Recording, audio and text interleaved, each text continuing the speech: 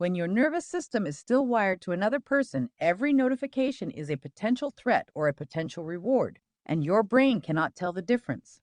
Blocking is not cruelty, and it is not avoidance. It is a neurologically informed decision to stop feeding a circuit that was built on unpredictability and longing. What looks like a simple tap on a screen is actually a profound act of self-care, one that gives your brain the uninterrupted silence it needs to begin healing. You deserve that silence. The relationship you are grieving was never just emotional. Philip Shaver at the University of California, Davis has spent decades showing that close romantic bonds activate the same neurological reward systems as physical nurturance and safety. Your brain genuinely learned to associate your ex with regulation, warmth, and a felt sense of okayness. John Bowlby at the Tavistock Institute called this the attachment behavioral system, and it does not simply switch off because the relationship ended. What you are feeling is not weakness. It is your nervous system doing exactly what it was designed to do, searching for the source of its learned safety. The way most modern breakups unfold creates one of the most powerful addiction cycles in psychology. Anna Lembke at Stanford University School of Medicine explains that unpredictable rewards are far more neurologically binding than consistent ones. When you never knew whether your ex would be warm or cold, affectionate or withdrawn, your dopamine system was being trained through a process called intermittent reinforcement. The occasional good moments became neurologically potent, precisely because they were unpredictable. And now every unblocked channel carries the same potential. Maybe there will be a message, maybe there will be nothing. And that uncertainty keeps your dopamine system scanning and searching around the clock. Wolfram Schultz at Cambridge University mapped how prediction errors drive the dopamine system, and his findings help explain what happens every time you check your ex's social media. When there is nothing new, you feel a quiet drop of disappointment. When there is something, even something neutral, your dopamine spikes briefly before dropping back down again. Over time, the checking behavior itself becomes reinforced, not by the content you find, but by the neurological cycle of anticipation and resolution. Blocking does not just remove the content, it removes the cycle entirely, and that is something your dopamine system is genuinely desperate for right now. Joseph LeDoux's fear conditioning research at New York University explains what happens when an unexpected message arrives from someone your nervous system once associated with both love and pain. The amygdala, your brain's threat detection center, activates before your prefrontal cortex even processes what the message says. Your heart rate rises, your breath shortens, and cortisol floods your bloodstream within minutes. That response is not a sign that you still love them. It is a sign that your nervous system has learned to associate their contact with emotional unpredictability, which registers as a low-grade threat even when the content seems innocent. The antidote to unpredictability is consistency, and blocking gives your nervous system something it may not have had during the relationship: the ability to predict its own experience. When you know that no contact is coming, your nervous system stops bracing. The chronic low-level activation that comes from wondering whether they will reach out begins to settle. Bessel van der Kolk at Boston University found that trauma recovery requires the body to relearn that the present moment is safe. And for many people healing from a painful relationship, consistent digital blocking is one of the first concrete ways they can give themselves that message. You are safe right now. Naomi Eisenberger at the University of California, Los Angeles has shown that social exclusion and social comparison activate overlapping regions in the brain, meaning that watching your ex move on feels physically similar to being hurt. The ventral striatum, which processes social reward and status, goes into overdrive when you are scrolling through their life while yours feels like it is standing still. Every photo, every caption, every tagged location becomes data your brain uses to construct a painful story about relative worth and forward momentum. Blocking is not hiding. It is removing the inputs that feed a comparison process that cannot lead anywhere useful right now. There is actually a 3D game called Inner Phoenix where you walk through quiet rooms designed around these exact concepts, and a lot of people find it genuinely helpful during the stretches of no contact when the urge to check feels almost impossible to resist. Sue Carter at the Kinsey Institute has spent decades studying oxytocin, the neurochemical most closely associated with bonding and attachment. Her research makes something clear that most people do not hear often enough. The oxytocin bond formed during a long or intense relationship does not simply dissolve because the relationship ends. It weakens through a gradual process of non-reinforcement, meaning every time you see them, read their messages, or consume their content, the bond receives a small but real neurological top-up that resets the decay process. Complete blocking allows that bond to weaken on its own natural timeline without interruption, which is genuinely one of the most efficient things you can do for your healing right now. Most people make the mistake of blocking on one or two platforms while leaving others open, and the neuroscience explains why that does not work well enough. Partial blocking maintains partial reinforcement, which means the dopamine scanning simply migrates. You block them on Instagram and suddenly you are checking LinkedIn 3 times a day. Nedra Tawwab's research on boundary health shows that half measures in boundary setting often increase the emotional labor involved without delivering the relief that comprehensive boundaries provide. When you block everywhere, across every platform, every messaging app, every digital avenue simultaneously, you give your brain a genuine and complete rest from the search. One of the less obvious sources of continued activation is the information that flows in through mutual friends and shared social circles. John Cacioppo at the University of Chicago found that social networks are emotionally conductive, meaning the pain and longing you feel from hearing about your ex secondhand is neurologically similar to encountering them directly. It is not the gossip itself that hurts you. It is the neurological context that any information about them activates. Temporarily muting or pausing those connections is not betrayal, and it is not unnecessary drama. It is recognizing that your nervous system genuinely cannot distinguish between information from a friend and information from a feed, and honoring that fact. If you have blocked someone and immediately felt a wave of guilt, you are not alone, and you are not doing anything wrong. Christine Neff at the University of Texas, Austin studies self-compassion, and one of her most consistent findings is that guilt is not reliable moral guidance. Guilt arises in proportion to the strength of your conditioning, not in proportion to the actual harm you have caused. If you were conditioned to feel responsible for your ex's emotional state, blocking will feel cruel even when it is clearly necessary. What self-compassion asks of you is not to eliminate the guilt, but to hold it gently and act from your actual needs rather than from your conditioned fear of causing pain. If this is resonating with you, if something in you is quietly recognizing what the science is describing, please take a moment to like this video and subscribe so these ideas keep reaching you as they build. The research in these videos connects across topics in ways that genuinely deepen the picture, and people often tell me that the concepts they needed most came in a later video they almost did not watch. Something in you brought you here. Stay with that. Stephen Porges at Indiana University developed the polyvagal theory, which helps explain something that catches many people off guard when they first block: a sudden surge of anxiety that feels worse than before. What Porges's work shows is that your nervous system, when removed from a familiar pattern, even a painful one, temporarily registers the unfamiliarity as threat. The absence of the addictive loop creates a kind of void, and the nervous system initially interprets void as danger. This initial spike typically resolves within the first 1 to 2 weeks, and it is not a sign that blocking was wrong. It is a sign that the addiction circuitry is beginning to feel the removal of its input.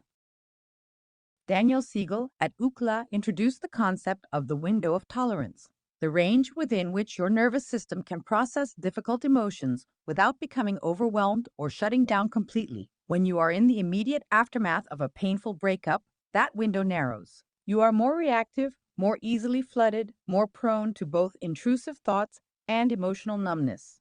Understanding this matters because it helps you extend genuine compassion to yourself when you notice you are not thinking clearly, not sleeping well, or finding even simple decisions exhausting. This is not failure. This is a nervous system working at reduced capacity while it heals, and it needs the right conditions to recover its full range. James Pennebaker at the University of Texas, Austin pioneered research on expressive writing and emotional processing, and one of the most consistent findings in that body of work is that awareness of your own emotional patterns accelerates healing far more than time alone does. Rather than counting the days since you blocked, start noticing your symptoms. How often do you wake up thinking about them? How long does a wave of missing them last before it passes? How quickly can you redirect your attention when it drifts toward them? These metrics are far more honest than a calendar, and they tell you what is actually shifting in your nervous system, which is the only thing that truly matters. Matthew Walker at the University of California, Berkeley has shown that REM sleep is when the brain processes emotional memories, gradually stripping away some of their charge while preserving the learning they contain. When sleep quality begins to improve during a no-contact period, that is often one of the first biological signals that your nervous system is genuinely settling. You might notice you are not waking at 3 in the morning with a racing heart anymore, or that dreams about your ex begin to feel less urgent. These are not trivial signs. They are evidence that your brain is doing the overnight maintenance work that grief requires, and that reduced stimulation from blocking is creating the conditions it needs to do that work well. Judith Herman at Harvard Medical School's work on trauma recovery emphasizes that the depth and duration of a relationship meaningfully shapes how long the healing process genuinely requires. A relationship that lasted several years and involved deep vulnerability, shared life infrastructure, and genuine emotional intimacy is not going to release its neurological grip in a few weeks, and expecting it to is a form of self-cruelty. The neural pathways built over years of shared experience do not dissolve quickly. Trying to rush that timeline by cutting no contact short most often simply restarts the clock. Honoring the actual depth of what you lost is part of healing with integrity, not avoidance.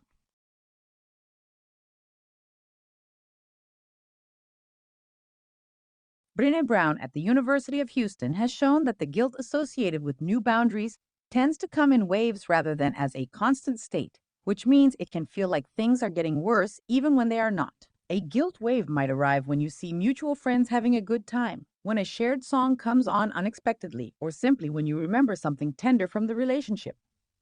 What matters is that you recognize these waves for what they are: old conditioning asserting itself, not evidence that you made the wrong decision. You can feel the guilt fully and still hold the boundary completely. These two things can coexist without contradiction. When a guilt wave hits, the urge to unblock will feel almost rational. You will catch yourself constructing arguments. Maybe enough time has passed. Maybe I was being extreme. Maybe it would feel better just to know they are okay. What is actually happening is that the dopamine system is experiencing a craving and dressing it in the language of rationality and care.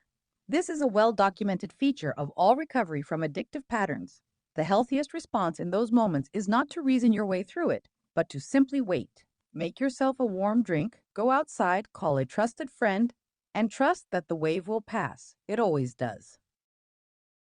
James Prochaska at the University of Rhode Island developed the Stages of Change model, which shows that people who tell someone else about a behavioral commitment they are making are significantly more likely to maintain it.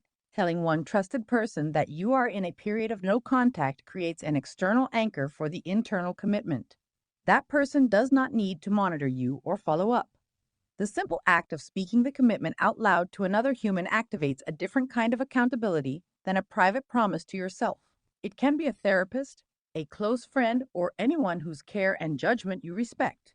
You are not asking them to manage you. You are using the natural structure of human relationship to support your own healing process. Every day you maintain this boundary, you are making a choice to prioritize your nervous system's need for rest over your conditioning's demand for stimulation. That is genuinely difficult work, and it deserves acknowledgement rather than dismissal. If you have found value in the research and ideas in this video, please share it with someone who might be navigating something similar. And if something in your specific situation is still unclear, leave a question in the comments. These conversations help shape what comes next in this series, and they matter more than you know. Carl Rogers, whose humanistic psychology gave us the concept of unconditional positive regard, argued that self-acceptance is not a passive state, but an active orientation toward your own experience. When you block your ex, what you are really saying is, I accept that I am currently in a state where this level of stimulation is too much for me. I accept my need for protection. I accept that healing takes the conditions it takes. That is not weakness. That is a remarkable degree of self-awareness. A person who cannot see their own needs cannot meet them, and the act of blocking, understood this way, is an act of clear and honest seeing. Michael Merzenich at the University of California, San Francisco, is one of the world's leading researchers on neuroplasticity, the brain's ability to reorganize itself in response to experience. His work shows that what you repeatedly expose your brain to shapes which neural circuits strengthen and which weaken through a process called synaptic pruning. Every day of no contact, Particularly, every day free from digital checking is a day your brain spends without reinforcing the circuits associated with your ex. Gradually, over weeks and months, other circuits begin to claim that neural bandwidth. New associations form. The territory that was occupied by longing slowly becomes available for something else entirely. One of the most important things you can do during no contact is not simply refrain from checking, but actively build new experiences that give your brain different material to wire together. Wendy Wood at the University of Southern California has researched how habits form and how environments shape automatic behavior, and her findings are clear. New routines, new physical spaces, new social contexts give the brain new connections to build. This is not about distraction, though distraction has its place. This is about neurological construction. You are not just avoiding the old path, you are building entirely new ones, and every new path makes the old one relatively less dominant. One of the most striking things people report during a well-maintained no-contact period is the moment they realize they went an entire morning without thinking about their ex, then an afternoon, then a full day.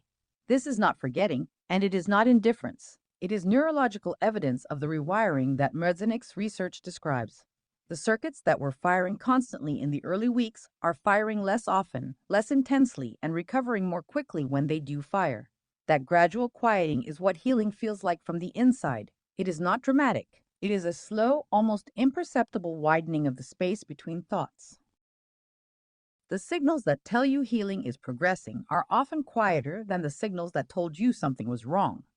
You might notice that when someone mentions your ex's name, your stomach no longer drops the same way it used to.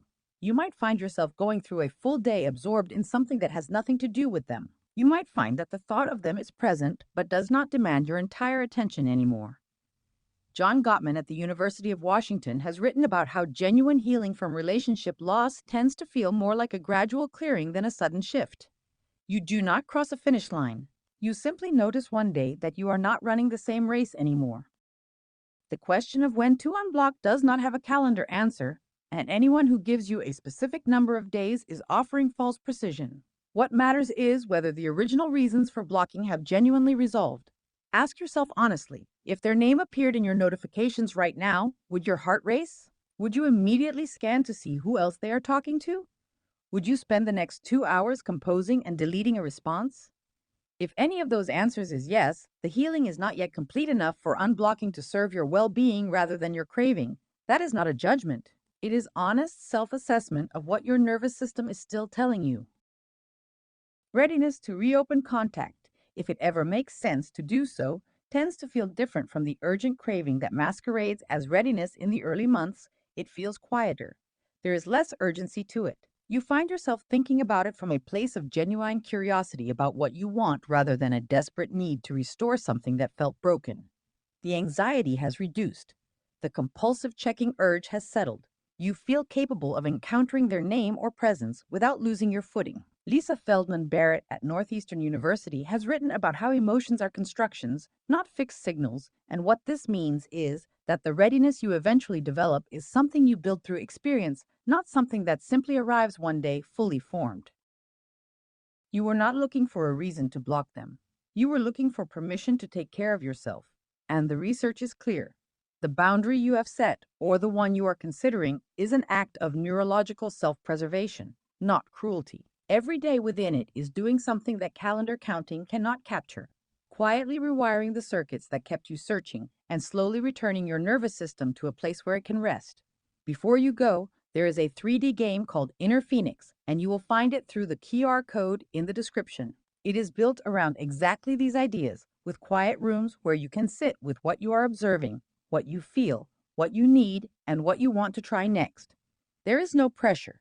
It is there whenever you are ready. If this video helped you understand why blocking is a form of healing and not a form of harm, please give it a thumbs up and subscribe.